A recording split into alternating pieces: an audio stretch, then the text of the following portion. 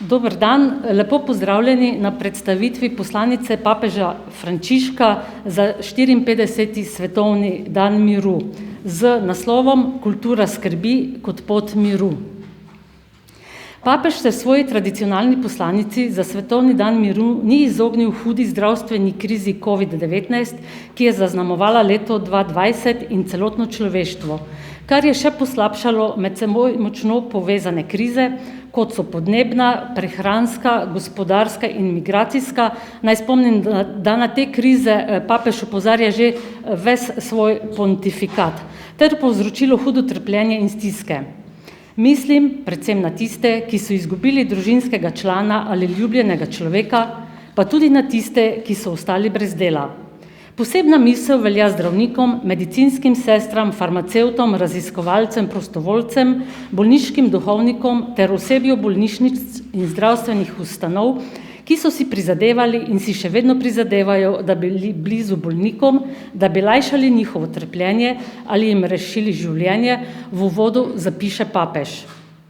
Ko tem ljudem izrekam poklon, vnovič pozivam odgovorne v politiki in zasebnem sektorju, naj sprejmejo ustrezne ukrepe za zagotovitev dostopa do cepiva proti COVID-19 in do bistvenih tehnologij, ki so potrebne za pomoč bolnikom in vsem tistim, ki so najbolj revni in najbolj krhki, je zelo konkreten papež Frančišek v poslanici. Ti in drugi dogodki, ki so zaznamovali pot človeštva v preteklem letu, nas učijo, kako pomembno je skrbeti drugi za druge in za stvarstvo, da bi gradili družbo, ki temelji na bratskih odnosih. Zato je za temo tega sporočila papež izbral naslov in temo Kultura skrbi, odgovornosti, zavzetosti kot pot miru. Ljubljanskega nadškofa metropolita Stanislava Zoreta vabim, da nam predstavi in iz svojega zornega kota osvetli letošnjo poslanico. Lepo prosim. Hvala lepa. Lepo pozdravljeni vsi, ki ste prišli sem v vremenu, kakršen je in v časih, kakršni so. In se vam zahvaljujem, da boste sporočilo papeževe poslanice za dan miru za 1. januar 2021 ponesli med ljudi kot povabilo, kot sporočilo, tudi kot opozorilo človeštvu, seveda pa je tukaj najprej povabljen vsak izmed nas osebno, ker če bomo čakali na človeštvo, bomo čakali in nič ne bo. Če se bo vsak izmed nas osebno zavzame, potem pa se lahko začnejo stvari premikati. Občutek imam, kot da papež počasi gradi to svoje sporočilo preko poslanic za svetovni dan miru, kajti leta 19 je nagovoril na poseben način politiko, ki naj bo v službi miru. Leta 20 mir kot upanje. Vsi prizadevamo za mir in mir nas odpira za upanje. Letos pa, kot smo slišali, je naslov poslanice Kultura skrbi. Kultura kot neka človekova dejavnost. Kultura ni stanje, ampak je kultura delovanje, prizadevanje za oblikovanje na različnih področjih življenja in pomeni, da nas že s to besedo papež povabi k dejavnosti, ne k pasivnosti, ne k čakanju. Potem pa ta kultura skrbi pa človeka postavi v odnos, ker nas samo po sebi že pojem sam sili skrbi za nekoga, za nekaj in nas na ta način odpira ven iz samega sebe, odpira za dialog ne samo z družbo, ampak s preteklostjo, z dediščino, ki jo imamo, z naravo, s stvarstvom, skratka, za vsem, kjer uresničujemo svoje človeško poslanstvo in tudi svoje poklicno delovanje.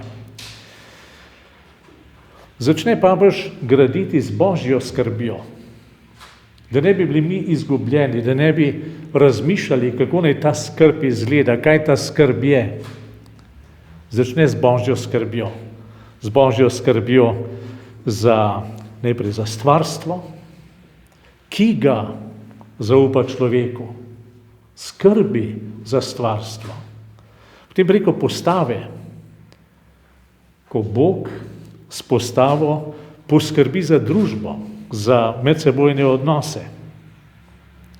Vrhunec svetopisanskega razumevanja pravičnosti se pa potem pokaže v načinu, kako skupnost ravna z najslabotnejšimi v svoji sredi. Najslabotnejši so lakmusov papir ali pa preizkusni kamen civilizacijske stopnje neke družbe. In če po tem preizkusnem kamnu odnosa do najslabotnejših vrednotimo našo družbo, pomeni, da smo v resnici še daleč od kulture skrbi za, ampak smo še vedno v drži odmetavanja, ki je druga pomembna Frančiškova beseda, s katero nas svari pred tem, da ne znamo ceniti, spoštovati in varovati tega, kar je v naši okolici. Od Boga preide na Jezusa Kristusa, ki je svoje delovanje začrtal v shodnici v Nazaretu, kjer je povedal, da je prišel oznanjati blagovest ubogim, da je prišel osvobajati jetnike, da je šel odpirati slepim oči, da je prišel voditi zatirane na prostost. In to Kristusovo sočutje do tistih, ki so najslabotnejši v družbi, se ga približa potem bolnim na telesu, bolnim v duhu in jih uzdravlja, odpušča grešnikom, prinaša življenje, odpira upanje. Potem pa pride na cerkev, na skrb tistih, ki sledijo Gospodu Jezusu Kristusu in poudari, kako je pravzaprav cerkev takoj, ko je dobila svobodo in s tem možnost delovanja, navdihovala družbo in njeno kulturo s številnimi dobrodelnimi ustanovami. In jih kar našteje: bolnišnice, zavetišča za reveže, sirotišnice, najdenišnice, hospici. In danes bi morali dajati morda še kakšne druge ustanove, kot je domovi za ostarele, kot so materinski domovi in tako naprej. Hkrati v tej praksi skrbi za uboge se je pa ves čas oblikovala tudi nekakšna, recimo temu, teoretska podlaga te skrbi za uboge, ki jo papež imenuje preprosto gramatika, slovnica te kulture skrbi za. In sicer je ta slovnica družbeni nauk cerkve, v katerem našteje temeljne kriterije, in to je dostojanstvo vsake osebe, solidarnost z revnimi in ljudmi brez obrambe, skrb za skupno dobro in pa varovanje stvarstva. 4 temeljni kriteriji, 4 temeljni postulati družbenega nauka cerkve, in ta načela papež preprosto imenuje kompas. Kompas, ki bi ga morale vzeti v roko vse mednarodne organizacije, vlade, potem odgovorni v svetu gospodarstva, znanosti, družbenih komunikacij, medijev in vzgojne ustanove. Zato, da bi dali skupno pozitivno smer globalizacije v smeri dobrega, dostojanstva vsakega človeka, resnično humano smer. In ta kompas družbenih načel, ki je potreben za napredek, za rast kulture skrbi, kaže tudi na odnose med narodi. Tudi te odnose med narodi bi moralo navdihovati bratstvo, medsebojno spoštovanje, solidarnost in upoštevanje mednarodnega prava. In s tem v zvezi treba ponovno potrditi zaščito in pospeševanje temeljnih človekovih pravic, ki so univerzalne, neodtujljive in nedeljive. Na koncu nas pa papež spodbudi k vzgoji, namreč kultura, kot sem rekel, je dejavnost. In skrb za nas odpira navzven. Zato pa je potrebna vzgoja. Vzgoja za kulturo skrbi za. Pravi, da ta kultura skrbi zahteva vzgojni proces.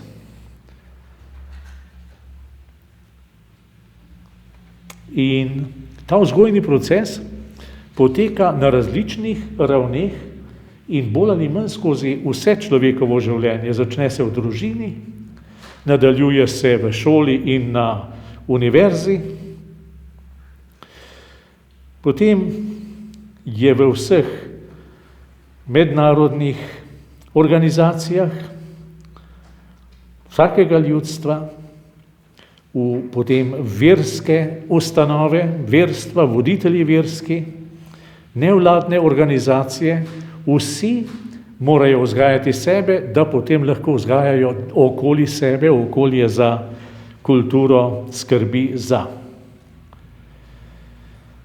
In naj končam z mislijo, da vsi sodelujemo, da bi napredovali proti obzorju ljubezni, miru, bratstva in solidarnosti, medsebojne podpore in vzajemnega sprejemanja. Ne popuščajmo skušnjavi brezbrižnosti. Ta neodnos, ki ga lahko pokažemo do sočloveka, papež pogosto izpostavlja. Brezbrižnost. Ne popuščajmo skušnjavi brezbrižnosti zlasti do najslabotnejših.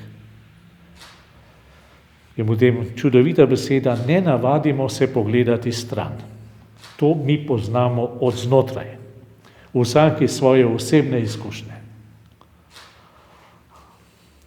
Na to nas spominja Cankar, ki pravi, da gre človek mimo lačnega, mimo berača in je jabolko in pogleda stran.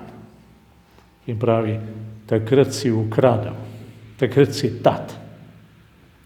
Ne navadimo se pogledati stran, ampak se vsak dan konkretno prizadevajmo za oblikovanje skupnosti, ki jo sestavljajo bratje, ki se med seboj sprejemajo in skrbijo drug za drugega. Verjamem, da bo ta papeževa spodbuda nagovorila vse tiste, ki jo bojo vzeli v roke in jo prebrali. Je zelo brljiva, zelo razumljiva in je topla, nagovori, vabi k branju. Hvala lepa. Hvala lepa, gospod Nadškof, in upam, da bo vaša misel res uresničena in dosegla mnogo ljudi, da bodo res vzeli poslanico v roke in jo prebrali. Sedaj pa vabim k besedi še urednika zbirke Cerkveni dokumenti, gospoda Rafka Valenčiča, da še on izpostavi tisto, kar se njemu zdi še posebej pomembno v tej letošnji poslanici. Prosim. Hvala za besedo. Ta čas sem imel čas, da sem malo gledal in sem se razmišljal, kaj bi bilo in kako bi bilo prav, če bi imeli vse te papeževe govore za novo leto se pravi od leta 14, tu jih je zdaj že 7. Dejansko je to že en cel korpus knjižni, miselni, socialni, s katerim nas papež tako rekoč bombardira, da bi spoznali. Na misel mi prihaja neka francoska pesnica, njene pesmi so prevedene tudi v slovenščino in so molitve iz Noetove barke, izredno lepe. Francoski akademiki so to radi brali, pa ima tam primerjavo, kako posamezne živali molijo in prosijo, pa je pes, pa mačka, pa lev, pa druge divje živali, pa osa, pa čebela. In ko je papiga na vrsti, pa potem se samo opravičuje. Veste kaj, saj sem že dolgo časa, vedno iste stvari ponavljam, ampak veste, ljudje počasi mislijo ali pa nič ne mislijo, jim je treba velikokrat ponavljati. Tako se mi zdi, da tudi sedanji papež ponavlja, ker vidim, da ta svet ne gre tako, kot bi moral iti. No, to je na kratek uvod. Priznam, da smo imeli nekaj skrbi s tole kratko poslanico. Kultura skrbi, nekje nam ni zvenelo lepo, v kakšnih drugih jezikih lepše zveni. No, saj potem v oklepaju urednik ima pravico kakšno stvar tudi razložiti, pa smo vzeli tudi tole kultura odgovornosti, vzajemnosti, zavzetosti, zavzemanja za neko stvar. Kultura je pozitivno naravnana. Mislim, prihaja tudi filozofska primerjava. Svobodo navadno mi razmišljamo, da je svoboda od pravil, zapovedi in tako naprej. Pa je svoboda v resnici, tako tudi Pavel, svoboda je za neko stvar, za nekaj si zavzemam. In kultura je prav tako nekaj, za kar se si zavzemamo, na katerem koli področju, pa naj bo umetnosti, naj bo sociale, naj bo politike in podobno. No, v zadnjem času se je pa kar uveljavljala tudi neka čisto napačna podoba kulture. Pa imate kultura smrti, kultura izključevanja, kultura nagajanja, kultura, ko ne veš, kaj pravzaprav hoče tisti povedati. Kultura je vedno gojitev. Kultura, so kulture, ki jih imamo. Ne samo tiste, ki v ožjem pomenu besede, ampak kulture, ki rastejo, za katere se mi tudi zavzemamo. In v tem duhu bi morali kulturo in vse tisto, kar mi delamo, tudi razumeti. Težko rečemo, da je kultura smrti.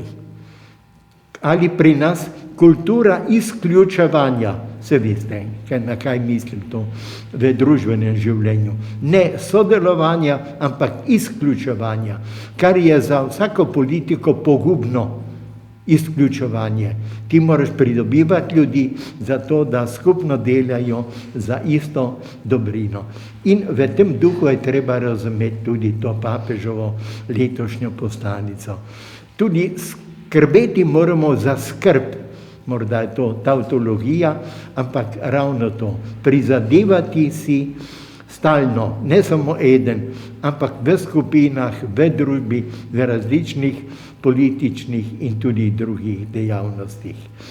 No, samo toliko sem hotel nakazati, veliko tole, drugače pa ob branju boste tudi sami morda našli nekatere povezave, ravno to, kako je kultura vedno nekaj pozitivnega in ne more biti negativno. Sama po sebi beseda pomeni gojitev, prizadevanje za nekaj, za neko vrednoto. In v tem duhu je treba brati tudi papeževe bodisi te misli ali tisto, kar je zdaj v zadnji okrožnici vsi bratje hotel povedati bolj na dolgo, bolj obširno, pa tudi bolj izčrpno. Hvala.